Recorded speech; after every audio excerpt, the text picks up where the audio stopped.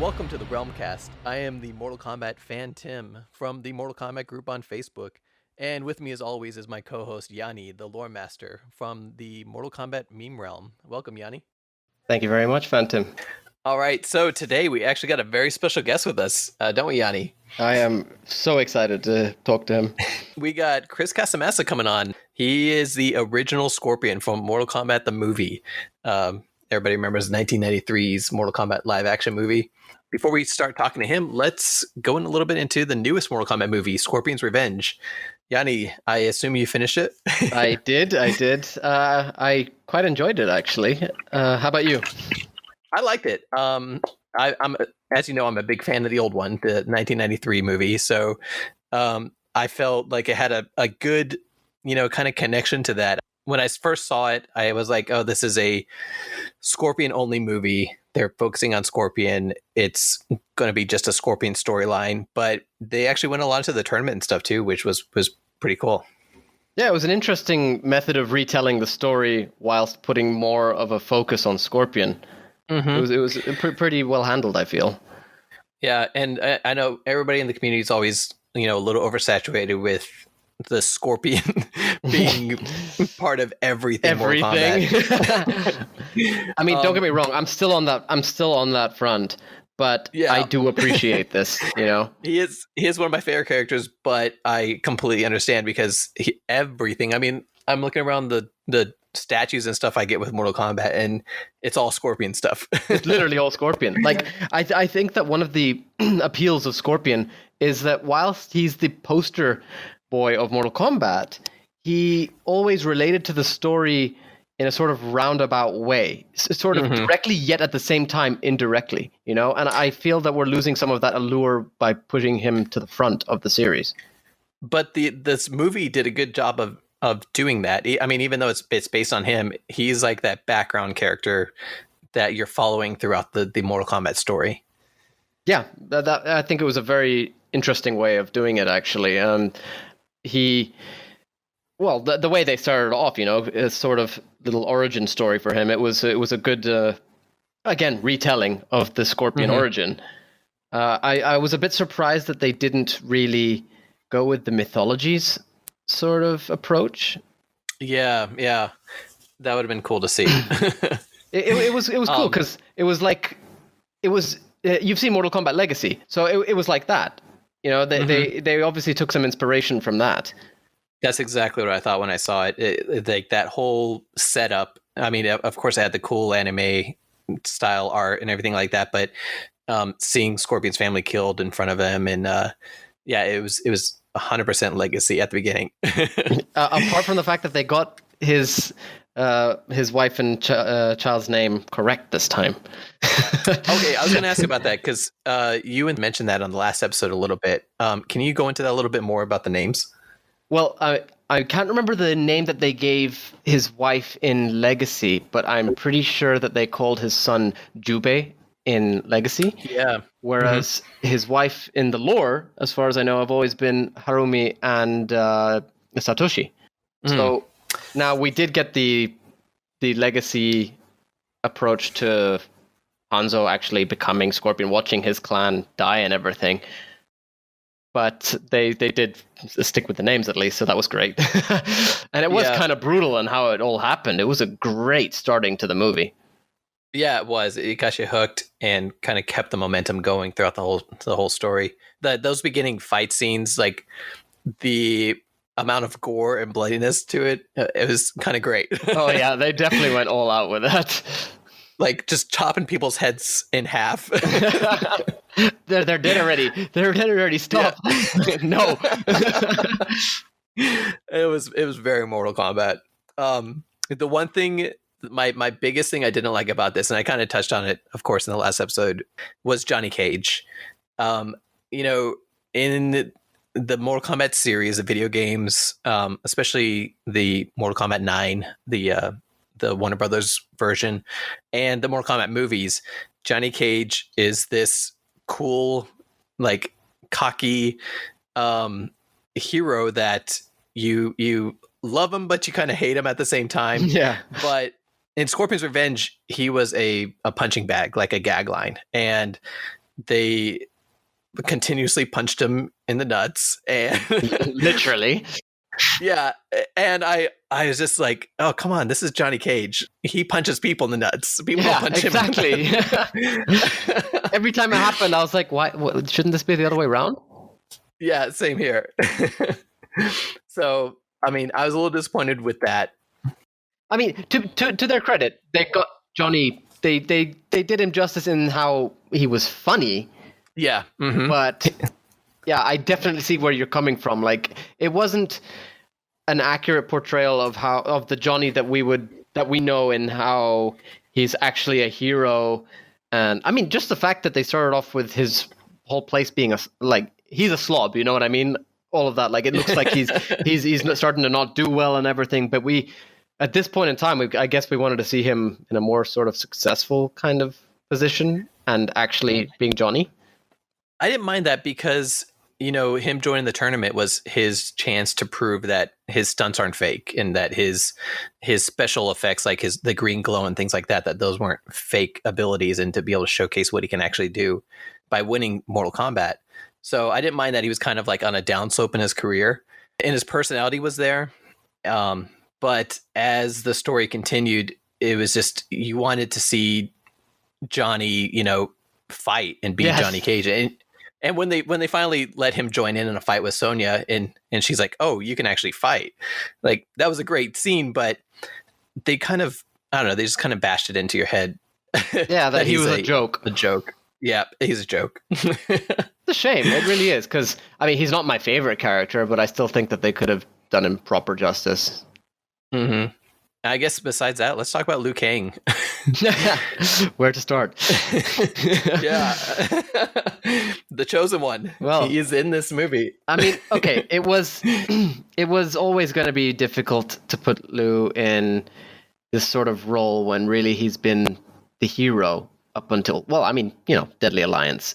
But I think Liu wasn't handled too well, but not too badly either. He was still Liu Kang. Let's go ahead and just jump into spoilers. So for anybody who hasn't had the chance to watch Scorpion's Revenge yet, you can go ahead and fast forward because we are going to be talking spoilers here for the ending and how it kind of affects Mortal Kombat lore as a whole. And as we kind of talked about last week too, it affects all these new viewers that are coming into Mortal Kombat. This is the Mortal Kombat that they know now. And it changes everything. Yes. So you might want to skip ahead if you haven't seen this yet. All right. So Liu Kang is supposed to be this champion of Mortal Kombat, and he's trained his whole life for this tournament. He has been personally attended to by Raiden, the Thunder God, protector of Earthrealm.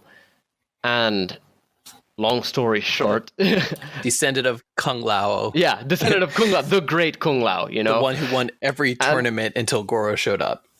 See, saying that, they did a good job with Goro in showing his strength. Yeah. Until that moment where Scorpion turns up. But let's build up to that. So I felt like Liu Kang's character was actually good. They handled Liu Kang properly. He did seem like Liu Kang in comparison to how Johnny didn't really feel like Johnny. Oh, and by the way, the voice acting through all these characters was great. You had Joel McHale was doing Johnny Cage. Well, we had Patrick Seitz return, Steve Bloom return for Scorpion sub. And I don't actually know who was Raiden's voice actor because he was amazing. I love current Raiden in this iteration of the games, but wow, Raiden's voice acting in this movie was amazing. I would not mind getting more of this Raiden. He seemed a lot darker.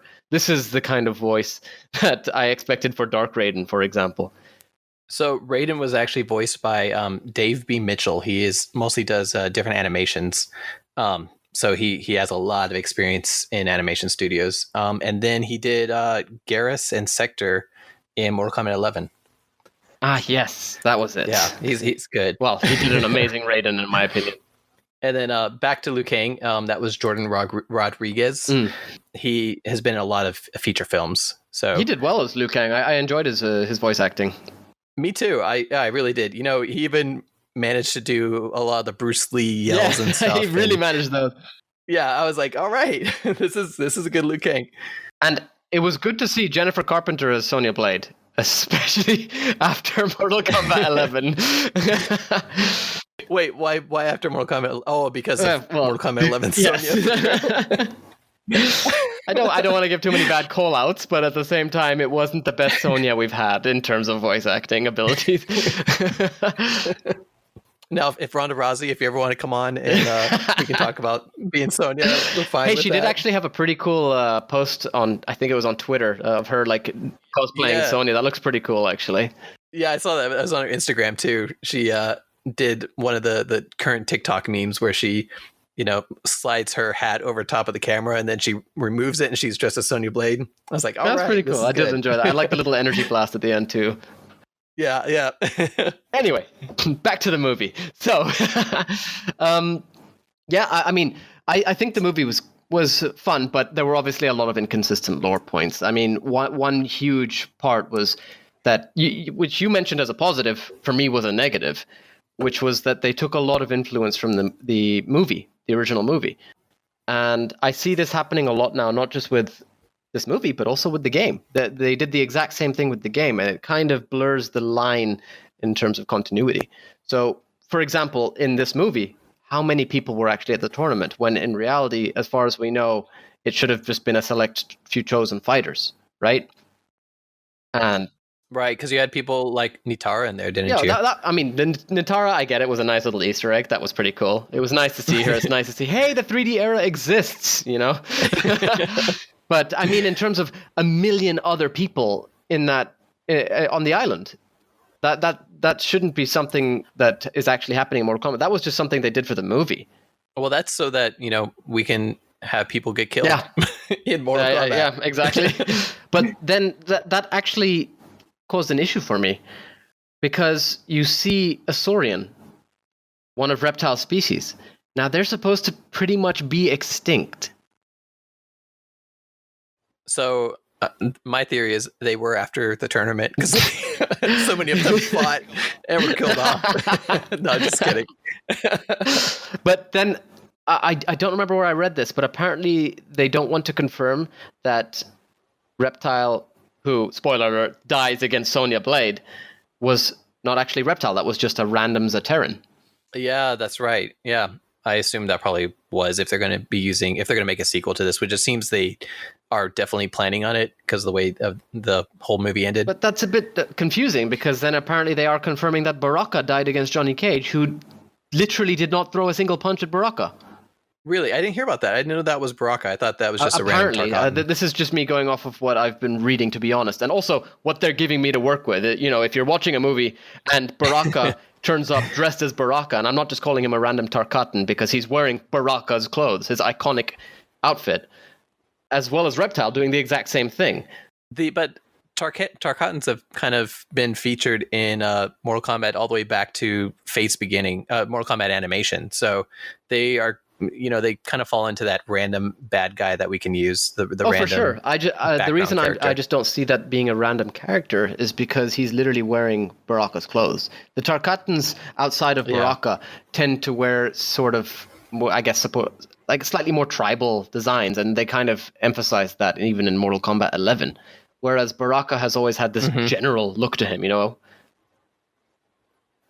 that's a good point. So it's very weird to see that. I mean, for all we know, Baraka is not actually Baraka, and Reptile is not actually Reptile. They are just random Tarkatan and Saurians.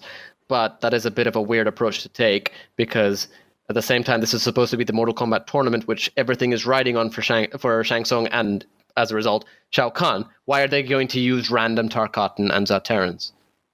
Right? You want to win, don't you? So why are you going to use random people?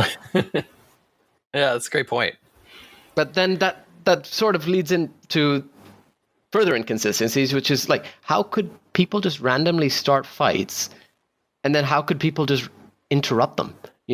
Isn't the entire point that it's supposed to be this set tournament of fights? And I think that's an issue we're going to have in every single Mortal Kombat movie, because how do you, unless they go back to like a blood sport type format, like the Jean-Claude Van Damme's old movie, how are you going to have a tournament and kind of build up these scenes based on fighting. I think they took a good approach with it. They just didn't do it properly. So this whole thing of your fights have been chosen and then teleporting them to where they were going to fight, that was a really good idea. But the way it was done was, it also seemed that people could just randomly start a fight. It's like, that meme of Shang Tsung from Mortal Kombat 9 be like, a challenge? Like somebody just starting a random challenge with somebody. You figure out one way for them to start the fights, to actually start the fights in the tournament and stick to it. Don't just randomly throw stuff in and then have people possibly interrupt them, as is the case with Scorpion at the end of the movie. We're talking about the end at the beginning, but here we go. Scorpion literally just interrupting Liu Kang and Goro's fight by spearing Goro's brain through, from behind, basically. Literally pulling out his brain. And it's like, what? How are you just interrupting this fight? Is it supposed to be a free-for-all? Or is everybody supposed to fight? I feel like I'm going on a sort of rant here, but you get where I'm going with this, right? Not just that, but your chosen warrior, Liu Kang, is destroyed by the end of this movie fighting Goro. He is in no condition at all. So that alone, I mean, it messes up Mortal Liu Kang Kombat. is supposed to be this almost untouchable fighter. And okay, like right. I like when they show that Liu is just, not some god pretty much, like, yeah, he's meant to be an amazing fighter, an amazing warrior who has protected Earthrealm, but I've always loved how Deadly Alliance handled it, because they killed him off. They showed the courage to kill off one of the faces of Mortal Kombat and technically the strongest fighter. Like, oh no, what happens next? I liked that approach, but I felt that it was handled very badly. Why doesn't Liu lose to Goro and then Scorpion comes in? Why is Scorpion able to just interrupt them, literally, by killing Goro? His inclusion in that fight was just to turn up and kill Goro. Well, my problem is, if Liu loses this fight, then there's no problem for a sequel. Mortal Kombat 2 doesn't need to happen because Earthrealm is lost. So they can successfully be invaded now. But at the same time, what if they had just done it in such a way where Scorpion was actually fighting for Earthrealm, Yeah, true. But that's another inconsistency that's always followed. I mean, you can see that with the whole Bo Rai Cho thing about how he's apparently not allowed to fight for Earthrealm because of his Outworld origins. Yet at the same time, we have Scorpion fighting for, Shang Tsung, Quan Chi, Shao Kahn, whatever. They keep switching things up. Even Kano at the same time, right? So it makes no sense there. But then, speaking of Kano, another inconsistency. Why is Kano allowed to invade the island with the Black Dragon? If only certain people can get to the island, it's an obvious breach of the rules. So what is going on? Why are they suddenly fight? You know what it is? It's literally just this whole military crap that I mentioned on the last episode too. There was so much pandering again with Sonya and Jax, as well as now with the Black Dragon. It's literally just a way to show the whole soldier theme. And it's so irritating.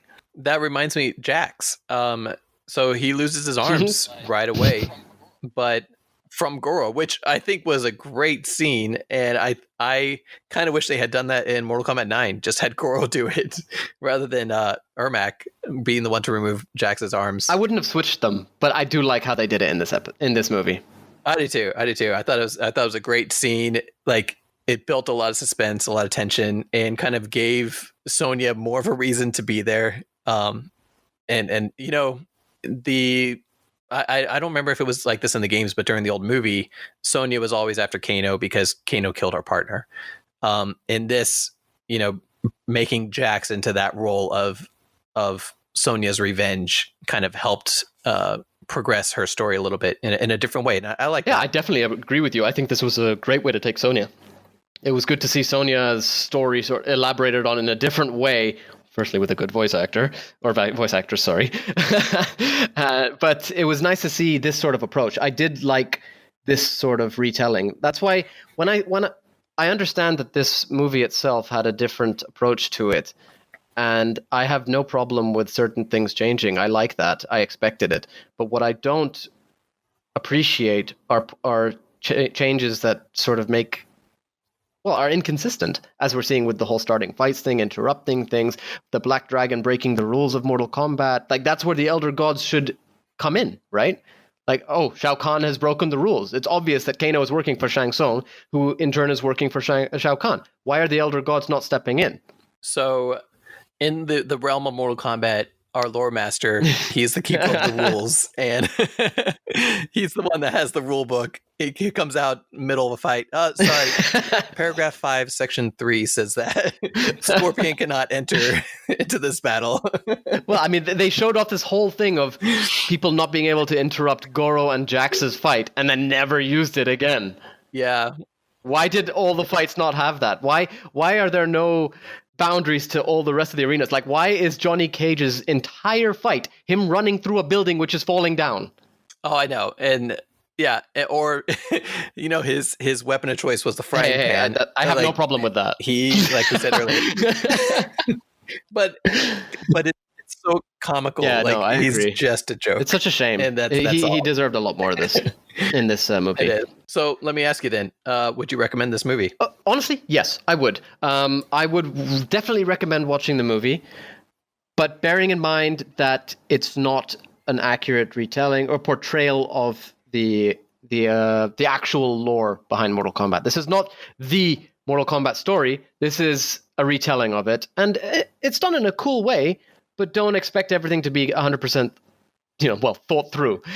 The art style, in my opinion, was nice, but a bit too blocky. There's like two scenes that stick out in my mind where Sonya, for example, is running at Reptile, or quote unquote Reptile, and her face is like huge and this big, like, her teeth are bared and everything. It looks absolutely hilarious. But then there's also where she takes off Reptile's head, which was a really cool scene, by the way. But then the head is on the floor, and it literally looks like a block. Oh, I didn't even notice that. I expected a bit more. Like, the animation itself was honestly amazing. The style, not so much. There was a lot of mixing of animation styles, it seemed. They had that Warner Brother aesthetic, and then they also included like some Japanese style anime, and they kind of did their own thing on some parts of it. It was a interesting mix, I thought. And I kind of wonder if how much of this was hand drawn versus how much of it was computer generated. Yeah, an interesting thought, actually. Because that affects a lot, because mostly the animations that we see these days are computer generated, even the ones that look hand drawn. So if they were hand drawing a lot of this, they might have taken a couple shortcuts or, kind of hired out some of the animation. Yeah, I get what you're saying. I'm actually curious to hear the actual answer behind that. That is an interesting thought. But I did really appreciate the animations. I just didn't appreciate the actual style chosen. I mean, we have a Scorpion retelling. We have a Scorpion story. And we have Sub-Zero in it for how many minutes? Yeah. He was barely in it. And that's such a shame. I think I can speak for everybody. We were all expecting more Sub-Zero. More between Scorp and Sub. Sub-Zero seemed like he just seemed like he got caught up in a bad situation on accident and had no idea what was going on. It's like, you killed my family and clan! And Sub-Zero's eyebrows just raised. Like, what? Like, literally, his eyebrows went up. Like, what are you talking about? No, I love that. That was hilarious. But we should have had way more. Like, we barely saw any Sub-Zero. Yeah. And that's one thing that I'm worried about with Mortal Kombat's direction. Sub-Zero used to get so much focus, but now it's all Scorpion, when really, in my opinion, Scorpion and Sub-Zero are the true faces, plural, of Mortal Kombat. We have a Mortal Kombat Mythologies game. Fire and Ice. Fire and Ice was in the works. We had one of the huge selling points of Mortal Kombat 11 was seeing Scorpion and Sub-Zero working together. Why is Sub-Zero being ignored like this? Yeah. It's honestly such a shame. And then, okay, the death was cool, I suppose, but I mean, not fitting to the characters. It was just a random movie death, to be honest, falling onto being impaled on a random spike. Okay, yeah, it was the pit. That was cool. Fair enough, actually. Thinking about that, Mortal Kombat, that is true. But I was expecting more with the characters, more a fight more fitting of the characters with their powers in use a lot more. But Sub-Zero dies from the injuries, and Scorpion does not. This was a great opportunity to showcase their powers, showcase them fighting, do a whole bunch of different ice stuff. I mean, you got a guy who can literally freeze the ground and make clones of himself. And we didn't see any of that. Right. We just saw a bit of ice and then mostly just fighting and Scorpion's anger, which we see a lot. But how is Sub-Zero dying to that fall? But then Scorpion is not only not dying, he's getting up, walking away, killing Goro, taking Shang Tsung hostage, and then killing Quan Chi. Like, what? I like that part of it because it shows, Scorpion's whole thing was the wrathful, Too angry to die, vengeful spirit. Yeah, too angry to die, and him getting impaled on the spike and then getting out of there. Like that was the same thing. It's just he redirected his anger, he redirected his vengeance, and he has a new target now, which was Quan Chi, because Quan Chi can't keep his mouth shut. Yeah, that's another thing. Why is Quan Chi telling him? He does it all the time. Like, honestly, I will never understand this. That Mortal Kombat 4 ending that we talked about last episode, how Quan Chi is telling Scorpion, or well, Sub-Zero basically, that it was me who did all of this, blah, blah, blah, and Scorpion's just going up and killing him. Like, why is Quan Chi saying anything? Quan Chi, this man just died and resurrected in the Netherrealm. What is to stop that from happening again? The Netherrealm is basically your home at this point. He's going to spawn where you live. Well, in what universe, in what world, no, in what realm is it a good idea to tell the Hell Wraith that you were the one who caused all his pain? Yeah. It makes no sense. But the fight between him and Scorpion was actually amazing. I did really like that. I know we're giving this a lot of crap, but it was honestly a good fight. We're just picking at the inconsistencies. Yeah, overall I loved it. I too would recommend it. I think it was a great movie. Not something you want to show your kids, of course, unless you kids can handle that sort of thing, but it was fun. It had a good story to it, and like, if you're looking for something Mortal Kombat-y with a lot of blood and guts, you've got it right here. Yeah, I mean, it's great to see Mortal Kombat in a different on a different medium. We have the games and everything, and I've always thought that Mortal Kombat should be a series rather than movies. Yes. Yeah. So when I heard about Legacy, for example, I was so happy. But this is great. I'd love to see more animations. Animation is a perfect place for Mortal Kombat to be portrayed, as long as we get something a bit more consistent in terms of lore. But at the same time, it's Mortal Kombat. I'm happy to support it. I want more Mortal Kombat. I always do. So I highly recommend it too. So we had a bunch of comments and questions on our last episode. Everybody wanted to know, when was it that Raiden was referred to as a demigod? So I think it was Mortal Kombat 11 story, wasn't it, where they referred to him as a demigod? Well, it was in Mortal Kombat 11 story. I think Chronica refers to Raiden as a demigod. But that before we get to that, there was a point as well in the prelude to Mortal Kombat 11's release where I'm pretty sure, by pretty sure I saw it, the official Mortal Kombat Facebook page actually did post a picture of Raiden saying demigod. There were a few people confused by this, including myself. Now it seems that that's not up anymore, so I'm assuming they realized the error, which is good. I'm glad that they did. Then also on Fourth Snake and my discussion specifically on that topic, they had mentioned it in the story mode, and the way that this has been addressed is that Chronica was talking down to Raiden, putting him down and saying, "You're not even a proper god, you're a demigod," just as a sort of insult. That's also something that we got a little bit of clarification from our friends over at the Mortal Kombat Encyclopedia. Sean Kittleston had spoke to them and informed them that this was more of a Chronica's way of using a slur than a title for Raiden. So, of course, in the story mode, this caused a lot of confusion for people reading it because they don't know that that's a slur, and they just hear one god telling another god that they are a demigod, and that's kind of where some of those presumptions came from, as well as, like Yanni said, the posts leading up to Mortal Kombat 11's release that coupled together, that creates a bit of confusion. And I actually think that the choice to use it as a sort of slur was not a good one, to be honest. It, as we can see now, it's created some confusion, even based on the fact that Fourth Snake and I went into detail on it. But yeah, apparently it was just meant as a slur.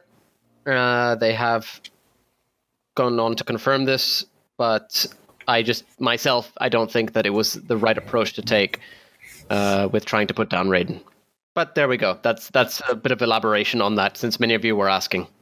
Yeah, there's so many questions on that as far as comments that we had received. So, yep, just quick clarification. All right. Now with that, should we get our guest on the phone? Yes, let's do it. All right. With us today, we got a very special guest. I'd like to welcome on Chris Casamassa. Thanks for joining us today. Happy to be here, guys. Very happy to have you. Normally, whenever we bring a guest on, I would ask them how has Mortal Kombat affected them, but I'd say for you, it's affected you in a lot of ways. Absolutely. So let me ask you this instead then. What is your favorite character or your favorite Mortal Kombat game, or do you have one? Well, I'm actually really enjoying MK11 at the moment. It was hard for me to get it dialed in at first. Of course, and I also like the Mortal Kombat versus DC universe because it was actually kind of cool because it was me against me on the cover. A lot of people don't know I actually doubled as Batman. So when I saw Batman versus Scorpion on the cover, I thought, wow, all right, me versus no way. Me. Yeah. Which movie did you double for Batman in? It was Batman and Robin, the one with Robin, yeah. and Arnold Schwarzenegger and Uma Thurman. I think I remember that. As you said that, it clicked. Yeah, that's really cool. Yeah, so obviously I like that one. When I saw that one came out, it was pretty cool. When I was growing up, my favorite characters were actually Raiden and Scorpion, and I was actually more of a Raiden guy than a Scorpion guy until I got the part in the movie. Now slightly biased. Yeah, now I'm slightly biased, but I used to dig Raiden to be able to shoot the lightning bolts and go flying across the screen. He was like my favorite one. So you like the little gibberish that he shouted out as he did the Superman? Yeah. All right. Yeah, we're just going to kind of jump into it. First of all, let's talk about the movies. I mean, the movies have had such an impact on Mortal Kombat as far as the lore goes, as far as the fandom goes. I mean, it was amazing seeing these characters that we had kind of gotten used to enjoying on the video game, and all of a sudden they're on the big screen. And you were a huge part of that. And that's kind of like skyrocketed your career in a way, I would say. Yeah, it gave my career a big shot in the arm, I'll tell you that. Listen, it was really a lot of fun doing that film. And we really, the producers, I give them a lot of credit. Larry Kazanoff and his team really wanted to do justice to the video game. And back in that time, several other video game movies, movies that were based on video games had come out and they all bombed. Oh, yes.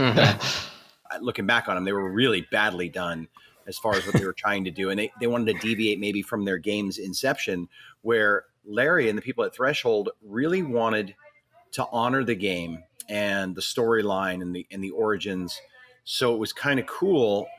And the great thing was we had very low expectations at the box office. Like everybody thought, well, this is going to be like Double Dragon. It's going to be like Street Fighter. It's going to tank. No one really knew what we were doing because we kept a lot of the production kind of secret. And then when it came out, it ended up being the number one film, I think for like 6 weeks in a row. Wow. We were number one at the box office. We set we set a ton of records back in that time. And most of the cast were fans of the game, like I was. And I know Larry was a big fan of the game, and he worked very closely with Ed and John to make sure that it was as close to the game's line as possible. You were a big fan. I didn't realize that. What did you know about your character before the movies even started? Really, not a whole lot. Not a whole lot. I mean, I knew my character's moves and I knew how he moved in the game. And that's why I wanted to try and do my best interpretation of what Scorpion was doing in the video game on camera. That's and of course, cool. I wanted to bring my own flair to it and put some extra stuff in there because we wanted to go above and beyond. We just didn't want to try and duplicate. We wanted to try to honor it and then go next level up. And most of the fan feedback that I've gotten has been, they really appreciate what I did for Scorpion. And that's really what I set out to do. I really tried to honor the character and to do it some justice and to make it, larger than life. I could definitely see what you're saying and how you tried to honor the character and your actual scenes. You could see that the emotions were sort of, video game inspired, yet you kind of took it further. So I can definitely see that and really enjoyed it too. So great job with that. That's really cool, especially because of how Mortal Kombat brought in consultants to ensure that every character had their own fighting style. So to see you take what was, originally there in the video game and then use that for your portrayal of Scorpion on the big screen. I mean, it made a huge difference. Well, thanks. I'm glad to hear that. So what background information was given to you when you were initially cast? Like, did they tell you anything about the character that you're going to be playing as far as how you should be acting and things like that? No. Or even background, which might have helped? No. They gave me very, very good creative freedom. The only argument that I had with them was the fact that once I read the script, I'm like, Scorpion loses. Are you kidding me? So I actually tried to lobby for another fight. I wanted to have another fight where I won, and then I fought Johnny Cage. And we were talking about it. Oh. We had some stuff set up, but movie productions are on a very tight schedule as well as a very tight budget, even though it was a really big budget film. And we just essentially ran out of time. That's a shame. That would have been awesome to have another Scorpion fight. Yes, I agree. And that's what I was lobbying for. But no, they said, do your thing. Obviously I went through the auditioning process, the casting process and all that. And they hired me because they felt I was the right person for the job at that time. And that was it. They just said, oh, yeah, the only thing that we're going to tell you is you're going to lose this fight. And I'm like, that sucks, but I'm still going to make this thing look pretty badass. And then the fight choreographer, the guy, the stunt coordinator, fight choreographer, his name's Pat Johnson, who I had the opportunity to work with on a couple other projects. He knew what I was capable of. And with his input and guidance, we put together what I think anyway, even though I'm a little biased, was probably one of the best fight scenes in the movie. Oh, definitely. Totally agree. Oh, yeah, I agree. It's definitely is in my top 3, I would say, for sure. I mean, it might even be my favorite. The one part of it where, you're fighting in the Netherrealm and Scorpion does that rotation stop in midair and kicks Johnny Cage in the chest. I was going to bring up the same one. I love that. I love that. Yeah, and that was, we kind of came up with that on the fly as we were getting about a quarter of the way through the fight scene. We were talking about it and we said, what would be cool? Like if you threw a kick or something, he caught your leg and flipped you and you flipped around. They're like, can you do that? I go, not for real, but and so it all worked out. It was really cool being in that harness and working out some of those pieces. It was really cool to see that way too, as well, because normally when you have a kick like that, like a sort of flip, the person doing the flip would land on their feet and then kick, whereas you just straight up drop kicked him. Great little spin on things. Yes. If they had added a extra fight in it, do you know what was the plan? Was it just a generic character you're going to be fighting, or? Yeah. Because like in the temple scene, they have a part where Sub-Zero just fights this guy, just freezes the guy and makes him explode. Yeah. Well, right after that, I was supposed to also come down and do a thing against another guy. Oh. But that's where they ran out of time. Assuming that would have been with the snake or something. Yeah. Would have been amazing. Speaking of which, what did you think of the change from the actual kunai to the snake? I liked it. Yeah? I liked it. I thought it was cool. How did that work in the actual fight scene with the choreography and stuff? Well, what we wanted to do, one of the things we wanted to do, and again, just we ran out of time, is we wanted to try and, when we went into Scorpion's lair, we wanted to try and have it come out, maybe do a quick thing. But the way that you're talking about the mid to late 90s, the CGI and the graphics weren't capable as they are today, for sure. So we were just kind of strapped with some limitations of, we can't really do it here. That's why we did it out in the forest, and we were able to shoot it out there. So it just didn't kind of work out logistically inside of Scorpion's lair. But I liked it. I liked the upgrade of it. And here's the cool part. I had no idea what it was going to look like. Ooh. Like they gave us conceptual art, and they said, well, we think this creature is going to come out of your hand instead of a spear. And I go, a creature? And they're like, yeah. And they gave me a couple models of what it would look like. And they're like, just pretend that this thing's coming out of your hand. And I'm like, okay, we got it. Let's do it. That's cool. Mm-hmm. I've done a few tours in Thailand and kind of gone and revisit a lot of the old Mortal Kombat recording sites. Mm-hmm. And I asked Kerry about this in the past, Kerry Tagawa, about the rubber tree forest. He had told me that you guys just kind of found it with the cast and crew. They were just out one day and they saw it and were like, this is a cool location. Let's just shoot here. Pretty much how it happened, yeah. The other part of it, I don't know if he told you this, but in Thailand, there's a lot of snakes, cobras to be specific, and they like to hang out in rubber tree plantations. And Oh. we had a crew of people from Thailand who between scenes would walk through that area with little drums and fire sticks to scare the snakes off. Wow. And then they would go, and action. And then we'd go and do our stuff. And you could hear the snakes slithering back to where we scared them away from to shoot. Gosh. Oh. Yeah, so people go, hey, how'd you do that cartwheel so fast? I'm like, there was a snake like 10 feet away from me. I was moving as quick as possible. Sure, you just didn't use one of the snakes in your hand. Yeah, I wasn't getting near them. So what was it like fighting Lyndon Ashby? Because he was a novice fighter, right? He didn't have a lot of experience. He did not, but to his credit, and he's a really good actor, and he worked really hard. I did like a 3-month crash course of doing stuff. And again, because he's dedicated to his craft, and a lot of people don't know this, when we stopped filming, not only did we become friends, but he started training with me, and he trained with me for almost 2 years after production ended. And he got about halfway to black belt, which was very impressive. And he was very dedicated. Every week he would show up, he would do his training, do his work. He just wanted to get better and better at it, which was really cool. So it was great to work with him. It was great fighting him. And like I said, he and I became friends, and we still talk to this day. So it was a really good time. I mean, that's another way of answering how MK's affected you, as well as Lyndon Ashby. That's really cool to see the ties that it sort of created. Mm-hmm. Yeah, like the amount of friendships that kind of have developed over that movie. We see you guys kind of interacting online all the time, and it's heartwarming. Yeah. I tell you, it's been a really great adventure. It's been a great journey. And I was just doing I did a Instagram story interview with Jason David Frank, who was the Green Ranger in Power Rangers. He and I share a very good history. He was a student of mine for a very, very, very long time. And it's those relationships that you look back on. And for him too, with Power Rangers and me with Mortal Kombat, like it wouldn't have lasted this long if it wasn't for the fans and the people that are out there, supporting the franchises and just digging in and be like, this is cool. We love it. And they support it. And that's why, like, I'm always happy to do interviews and things like this, because I really appreciate the fans and the give back that, it's just, you're coming up on a quarter of a century, 25 years for this thing. And it's a very profound impact that it's had, not only on me, but on a lot of people. I meet hundreds, thousands of people a year, and just the amount of love and feedback that we get is just great. So I really appreciate it. How did you actually fall into this role? Like, how did you get cast as Scorpion? Okay. By accident. I can tell you that. But it was one of those happy accidents. People always say, oh, you're so lucky you got to play Scorpion. And really, it's, especially with things like that, it's not luck.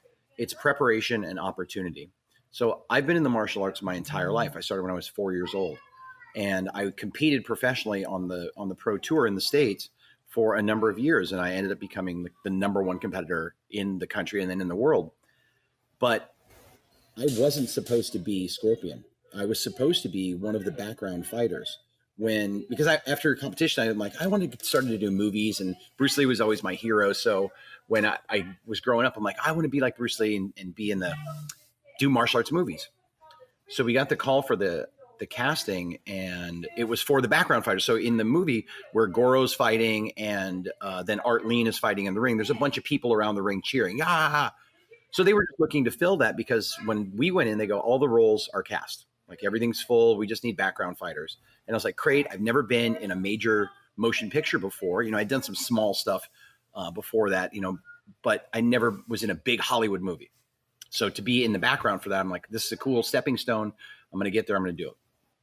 So we go in for the audition. There's about 100 guys there at the audition, because I think they needed 25 or 30 people for background fighters. And the way they had set it up was very much similar to a martial arts tournament. And I had just come off the pro tour. So I was like, great. They had 3 people sitting in chairs, and they had like a ring area. And they said, we just want you to get up and show us your stuff, do your things. So I was like, okay, well, I'm going to do something that stands out. I watched a few of the guys go before me. They were pretty good. And I'm like, oh man, I got to do something different. So I start doing my routine, and I realize they're sitting in chairs. So they're only, 3-4 feet off the ground. And I'm in my head, I'm like, I can make that. I can clear them. So I just ran at them, and I did a jump side kick over their heads, and I landed on the other side of them. And we're not on video, so I can't do it justice. But their head Their heads just went back and their eyes followed me. I can still remember to this day, like slow motion. Then I did a dive over the top of them, came back and finished my routine. So that night I get a call that says, hey, we want you to come back tomorrow for more casting. And I go, okay, cool. So I go back the second day and they said, bring some weapons with you. And I brought some weapons and did some stuff. But there was only maybe 25 or 30 guys there, and we're doing some stuff again. So I get a call the second night and they go, hey, we want you to come back again. I'm like, wow, oh my God, it's so hard. Like, I never knew it was this hard to get into a major motion picture. I'm 3 auditions for a background fighter. Like, I'm thinking maybe if they were casting or were doing it. So I go back the third time and now there's just 3 of us. There's me and 2 other guys, and they have a movie camera set up and they have 5 or 6 people that are just standing around the camera. And I have no idea what this is for, what it's about. And I go, okay, so what are we going to do? And they go, we just want you to stand there. And I go, okay, stand there. So they're kind of filming us with the camera, and they go into like a little football huddle, and a guy walks over to me who ended up being the director. I didn't know, because I didn't know any of these people. I've only been there twice and it just didn't really meet anybody. This guy walks up and he goes, would you guys mind taking off your shirts? This is where the story turns, because I'm a little bit of a smart ass. So, and I was very nervous. So to break the tension, I thought I would make a joke. So he goes, hey, would you guys mind taking your shirt off? And I go, well, if it'll help, I'll also come to your trailer afterwards. So that laugh was what I was expecting. Dead stare. And I just went, I'm done. I'm like, it's over. So that joke just fell flat. Like, nobody laughed. I'm like, oh my God. Oh. So we take off our shirts. And of course, I'm in really good shape. I've been doing martial arts my whole life. I look to my left, guy on my left, a little bit of a pot belly. I look to my right, guy on my right, he's a little heavier set. And I'm like inhaling, flexing, trying to be like, so they take the camera, and again, they're panning body, face, and they go back and they go into this like football huddle again. And the guy who asked me the shirt question, who ends up being Paul Anderson, the director, he walks over, he shakes my hand, and he goes, welcome to Mortal Kombat. You're going to be Scorpion. Oh. And it happened just like that. So I had no idea. They told us all the roles were filled. Looking back on it, I'm actually kind of, I don't know if they were or not, and something happened to one of the other actors. I have no idea to this day.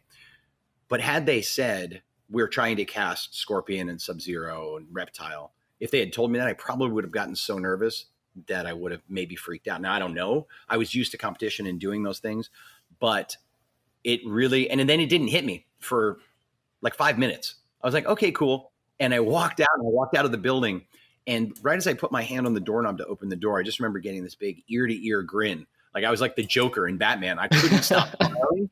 And I was like, oh my God, I'm going to be Scorpion.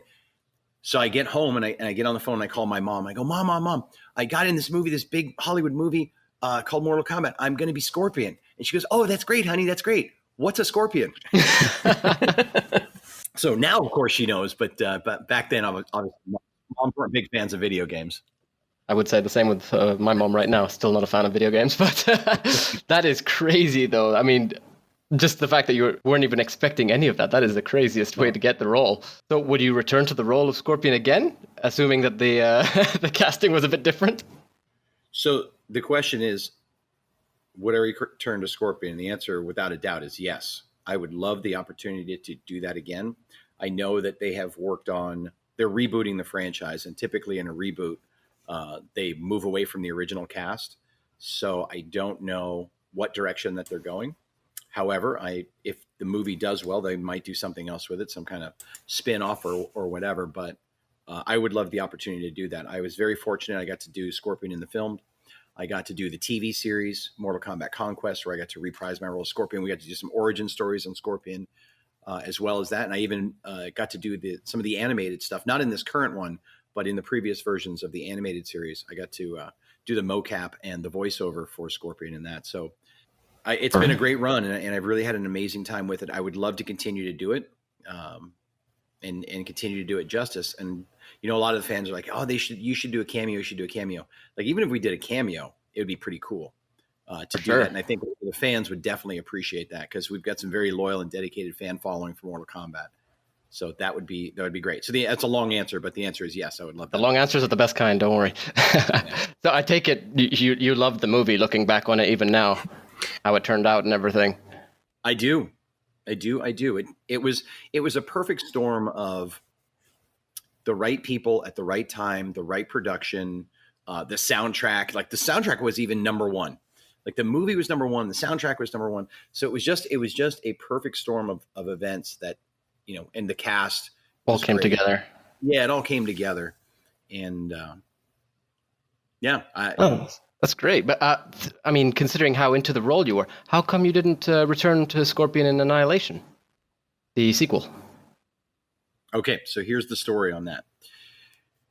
I was actually the first one cast for Annihilation, right? Huh. Larry Kasanoff, the producer, and his company Threshold.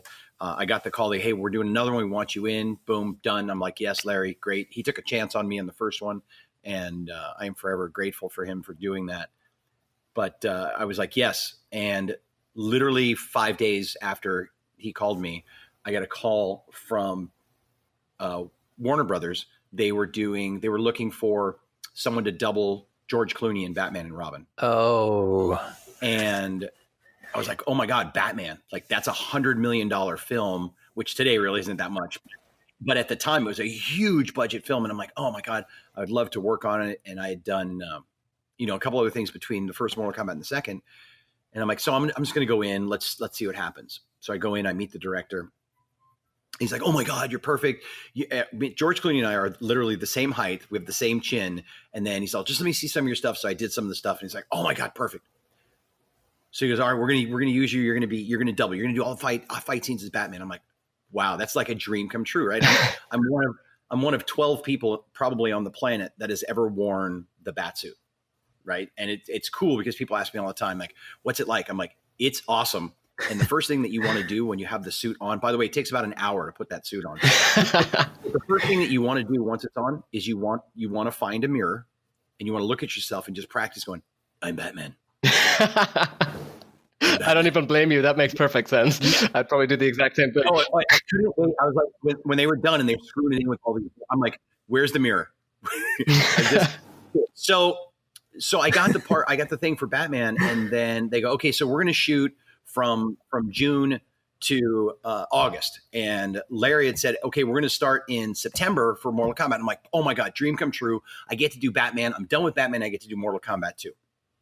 That's the perfect world. Hollywood is not a perfect world. Production schedules, cast, crew, all get changed all the time. So what happened was they ended up filming at the exact same time. So I had to make a choice. And I called Larry and I'm like, Larry, listen, this is like a once in a lifetime opportunity. I would love to do the second one. He's like, listen, don't worry, because we're probably going to do a third one. You're going to be in the third one. I understand, blah, blah, blah. He was very gracious to me. So then I went and did Batman, and we filmed at the same time. And that's the reason why I wasn't able to reprise the Scorpion in Annihilation. That's such a shame, but at the same time, a great opportunity for you. So totally understandable. Yeah. And people say all the time, well, the fight scene in that wasn't that good with Scorpion. And honestly, it's because I wasn't there. We had a huge fight scene, like 3 of them for Scorpion planned in that film. But they ran into some casting issues, and they ran into a couple other challenges during the filming of Annihilation. And, I love the franchise and love this stuff. Unfortunately, Annihilation didn't work out to be, as I'll say, as good as the original Mortal Kombat movie. But did you check it out? I did. Yeah, so I think we can gather your feeling. It didn't turn out as well as we all hoped. It is still nice to look back on, but at the same time, yeah. I think what happened at the time is they were just trying to get too many characters into the film, so you kind of lose track of, well, who's this guy, and there really wasn't a lot of backstory development, which kind of endears you to the characters. Where Mortal Kombat just essentially focused on, Sonya, Johnny, Liu Kang, and their journey and how they got there. This one was kind of a little more broader, all over the place, sort of. Yeah, that may have been some of the challenges that it had. But do you find it interesting that the guy who took your role as Scorpion in Annihilation in the end ended up playing against you as you returned to the role of Scorpion in Conquest? JJ Perry is a great dude, and he and I are great friends even to this day. And he's gone on to do some really cool stuff. He just finished did the Bloodshot movie with Vin Diesel, and he's now like an action director and things like that. But he's a super talented dude. He was an Olympic level Taekwondo athlete, and just a really all around really great guy. Must have been interesting, you know, wearing your Scorpion gear again in Conquest, and then coming across JJ dressed in the blue. Yeah, well, he and I had known each other for some time, and you know, he was excited about getting the opportunity to do Sub-Zero in that, and I was pumped, man. Once they said, "Hey," Larry called me and goes, "We're doing a TV show, and we're going to be shooting in Florida," and blah blah blah. I'm like, "I am in 100%. I'm not booking anything else. Let's go do this." And that was a lot of fun. Listen, I had a great time working on that TV series. So with Conquest, I mean, which did you prefer? Did you enjoy making the movie more or the series? Well, listen, I loved making the movie simply because, again, it was my first really big break in Hollywood. It was great to meet all those people, to work with that. But I got to tell you, I had much more fun working on Conquest because A, I'd already done the character, so I was kind of more at ease with myself and how I was going to run it. And B, every week I opened up the script, there's a Scorpion fight. So I'm like, let's go. I was kicking people's butt the TV series. So as far as looking back on quality of fights and the stuff that we did, like, I really enjoyed the Conquest TV series. Conquest has a special place in our hearts. I mean, that series, I just loved it. Yeah. What was the process for you getting into character for Scorpion during the series? Was it kind of different from your experience of being Scorpion in the movies, since you kind of had a little bit more background by that point? Yeah, it was easier. It was a much more shooting episodic television it's a more fast paced thing than a movie, where a movie you're working on basically a 1 hour, or 2 hour thing over the course of 3 or 4 months. This is, you're doing a 30-minute TV show in 4 or 5 days. So it's very fast paced. You don't have a lot of downtime in those things. The other thing that was much easier about Conquest versus the movie was, in the years between, contacts improved a lot. The contact lenses that I wore in the movie, I hated them because they were huge. And it was crazy because it took 3 people to put those contact lenses in my eye. Oh, wow. Someone had to hold my top lid, someone had to hold my bottom lid, someone had to put them in. However, in the series, they had streamlined the contact lens process for film, and I was able to put them in myself. So it was like bing, bing, in like a minute. It was a piece of cake. I could see better in them. So that part of it was a lot easier. Could you see very well in the movie ones? I mean, No. or were you practically blind? I couldn't see 3 feet in front of me. It was like being in London in their heaviest fog. So I just want to tell people, I did that fight scene practically blindfolded. Wow. Did that result in any accidents or any kind of injuries? No, the only accident we had was Lyndon accidentally punched me in the head during one part of the fight scene. He says it was an accident, right? Yeah. Listen, the difference between someone that's trained for fighting and someone that's trained for movie fighting is, when he hit me in the head, he freaked out. He was like, "Oh my God, he stopped." I was like, "Let's keep going. Like, I get hit in the head for a living. Like, this is nothing. Like, you barely hit me. Let's just keep rocking." And he's like, he freaked out. So we had to stop the scene and do it. And you were like, "That's a great shot. Keep going." yeah, that's pretty much, I'm like, "Good hit, man. Let's go." So looking at how much more martial arts were sort of embraced in Conquest in comparison to the movie, how did you feel about the fight scenes in that? Because it seemed like you had a lot more freedom and obviously a lot longer fight scenes in Conquest. Yes, I got a ton of freedom, a ton of longer fight scenes. The only challenge with TV, like I said, because it moves so fast, is you don't have a chance to do as much coverage. So some of the fight scenes, even though they're long and we got to do some stuff, they don't play out as well as the movie because, in a movie, you're covering one fight from 7 different angles. And for example, the fight scene between Lyndon and I inside Scorpion's lair, it took us 4 weeks to film that fight. Now, I think the whole thing is maybe 5 minutes long from beginning to end, but that's a month of filming. So you get coverage from every angle, from every position, from Scorpion's point of view, from Johnny Cage's point of view, from high, from low, slow motion, fast. So you really have the time to get in depth in a movie fight versus a TV fight. But other than that, like when Scorpion wins, I'm 2 thumbs up.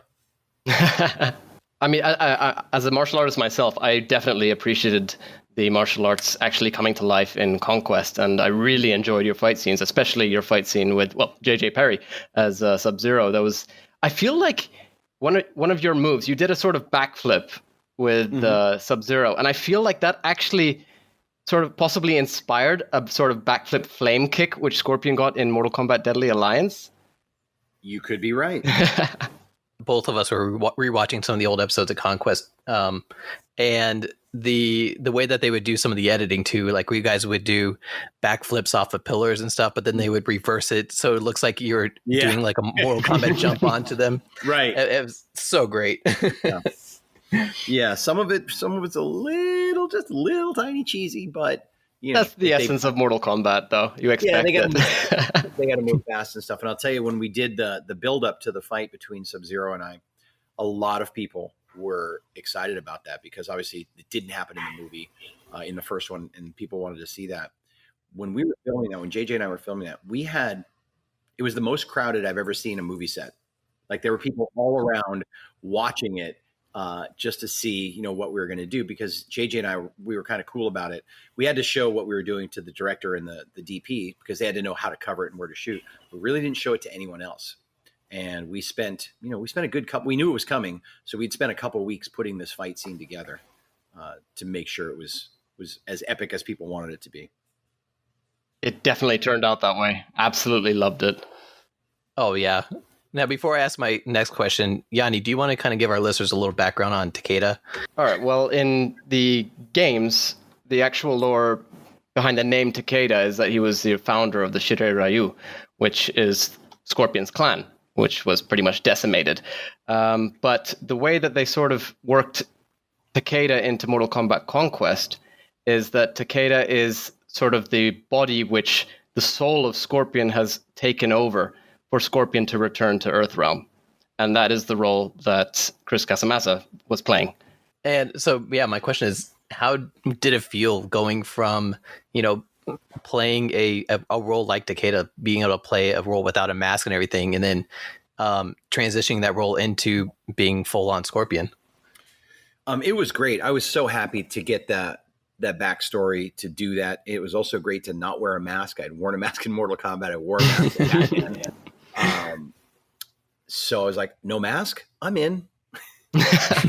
Now, when you guys were in masks, you still had speaking roles and things like that. Did you do your own voiceovers? Because I believe for the movies, didn't they just use Ed Boon's voice and kind of dub over? They wanted to keep it authentic, so it was Ed's voice, I believe, in the movies. When we got the TV show, they actually let me do it, which was kind of cool. So I got to spend some time in the recording booth because obviously when you're wearing the mask, your voice doesn't play no matter how good the mic is. So that was a lot of that voiceover was in post-production, but it was me. That's cool. Yeah, I was listening to you today saying, get over here to Sub-Zero as he's walking up, and then Sub-Zero starts giving snarky responses. I was like, that sounds like Chris. That's cool. So with the costumes and stuff, were those the actual same costumes that you guys got to wear during the movie, or did they have to reproduce all that? They reproduced it. Wow. I thought it was the same. Yeah. I thought they had just kind of kept over some of the stuff to reduce production costs. Sub-Zero's mask was actually different in Conquest. Wow. Yeah. They reproduced it because they had to have, especially for an action franchise like this, they have to have what they call beauty suits and stunt suits. So they made, I think at one point there was 7 or 8 different Scorpion outfits, depending on where they were shooting. There was close-up shots, far-away shots. If we're falling off of something, that's a different one. Because continuity-wise, it's all got to match. So if there's only one suit that you're using for everything, then it gets ruined. Then you're kind of messed up. So I know they reproduced a lot of that for the TV show. Did you get to keep any of them? Legally, I must say no. All right. That's a shame. People ask me that all the time. Like, do you have your stuff? Do you have your stuff? I'm like, I wish I had all of it. I can honestly say I don't have all of it. I wish I did, but I don't. I mean, the series, fans loved it. I've seen it more times than I can count. I genuinely lost count of how many times I've seen it. So, how did you feel after it was done recording? Like when you got to see the final product? I loved it. Listen, I was hoping for a second and third season, but again, as we all were, things happened. There was a, from what I can figure out and have heard over the years, there was a battle kind of between Warner Brothers and the production company that was working on the episodic version of it. So they couldn't agree to terms, money rules in Hollywood when it comes to things like that. Because we were number one. The TV show was number one in its time slot. They had already greenlit the second season with potentially a third season to go. So I was pumped. I was like, oh, this is going to be awesome. But it just kind of fell apart in the off season as far as they couldn't come to terms on an agreement. And, Do you remember where you were or what you were thinking when you found out that the second season or that it wasn't going to get renewed? I was on the set of Blade with Wesley Snipes when I found out. So I was totally bummed because I'm like, in the series, especially in the second series, I think because we shot 13 episodes at a time, 5 of the episodes had Scorpion fights in it. So I'm like, I don't even need to be the main character. I'm just going to keep going Scorpion because I'm going to take over this whole franchise. I had plans to take over the world as Scorpion should, but I was working on another project when I heard the news, so I was bummed out. But I kept going, kept moving forward. That's awesome. It is such a shame that it didn't get to return for follow-up seasons. I mean, I still, every time I rewatch that show, and I don't normally rewatch shows, this one holds a special place in my heart. I just always feel bummed out that there's not going to be a follow-up to how it ended. Me too. The set designs, I mean, everything about that show, they managed to capture a world that wasn't that common. Except you might see something like that kind of like on Xena or Hercules, like this whole different world that we're not used to. But I think Mortal Kombat captured that in a whole new way. Mortal Kombat Conquest did. Yeah, the sets were really cool. I mean, they did a great job. And obviously the budget for a TV show is way less than a movie, but we had really good cinematographers. The lighting crew that came in, the production crew, it was all, again, it was one of those perfect storms that was working out, but for whatever reason. It's funny because you had a smaller budget, but in Conquest, you actually got to use Scorpion's sort of fire powers. Right. So that was really cool to see with the fireballs and everything. So, and that was one of those things that you ask for and you hope that they say yes. And, thank you for asking for it. Yeah, fortunately they did. Because that's what I was saying. I was like, when we were on the set, I'm like, okay, so we did this in the first one, but we didn't do this. But now Scorpion, his character can do these things. Can we make it happen? So then go, we got to check. We don't know if we got the budget. We got to check. Then they come back. All right, we could do it. We could do it. Well, glad you asked. It was worth it. Yeah, we wanted to use Sub-Zero's freezing powers. We wanted to use Scorpion's fire powers, the vanishing part. We wanted to put all that in there. So we built it in and just asked, and then they kept saying yes, and we kept going forward. Great approach. So since your time on Mortal Kombat, I mean, you've done so many movies and TV shows too. Like you've done work for so many different things, and your stunt career has just kind of exploded too. And then also you guys recently got a funding for Legend of the White Dragon. Mm-hmm. Is there anything else that you'd like to tell us about, any projects that you're working on, or do you want to tell us a little bit more about some of these upcoming things that you've been doing? Yeah, well, Legend of the White Dragon is going to be pretty cool. And I got a bunch of DMs actually yesterday because we did an interview. And they're like, is Scorpion going to be in it? And the answer to that is the guy who plays Scorpion is going to be in it. But the Scorpion character is wholly owned by Warner Brothers now, and they are very protective of their property. So I don't believe the actual character Scorpion will be in there, but I'm going to be in there. So there's going to be a virtual Green Ranger versus Scorpion fight that's going to happen in there. It's going to be pretty cool, pretty epic. That's really all I can say at this point because I don't want to do any spoilers. But Jason and I are going to fight on screen, and that's cool. Sounds awesome. Pretty cool fight planned out between the two of us. That'll be wrapped around the whole movie and the whole project, Legend of the White Dragon. So it's going to be pretty awesome. After that, depending on when we get out of this COVID-19 nonsense, I've got another project planned with the original production team from Mortal Kombat. they're doing a project called Raptor, which is going to just be, when it gets done and when it comes out, it's going to blow people away. You said that was the original production team for Mortal Kombat? Yes. I am very intrigued now. Very, very intrigued. So let me ask you, what is your favorite finishing move? What's your favorite finisher, fatality, brutality?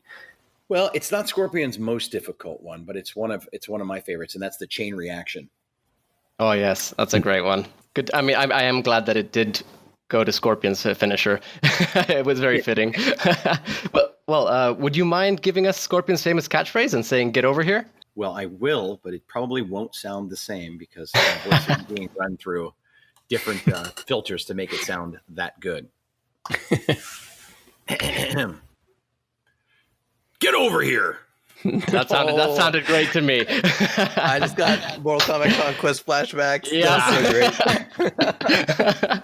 All right. Well, Chris, we'd like to thank you so much for joining us today. I mean, it's been a pleasure speaking to you. Absolute pleasure speaking to you. Thank you very much. Yeah, thank you guys for having me on, and keep up your great work. I know that you guys are working on a Mortal Kombat encyclopedia, which is pretty cool. I'm very pumped about that. I can't wait to see it. So keep up the great work on that. Keep doing this podcast, and I just want to say to all the fans and everybody listening, wherever you are in the world, I appreciate you and I thank you, because I couldn't have come this far if it wasn't for the support that I've gotten from people just like you. Thank you, Chris. Thank you so much. And thank you to all of our listeners for stopping by. Just so everybody's aware, Realm Kast is a bi-weekly podcast. You can find myself and Yanni on the Mortal Kombat group on Facebook. Go ahead and come join us. And you can also find Yanni on the Mortal Kombat meme realm. You can listen to all episodes of the Realm Kast on YouTube, Facebook, iTunes, and Spotify. Thank you, everybody. Have a great day. Thank you very much.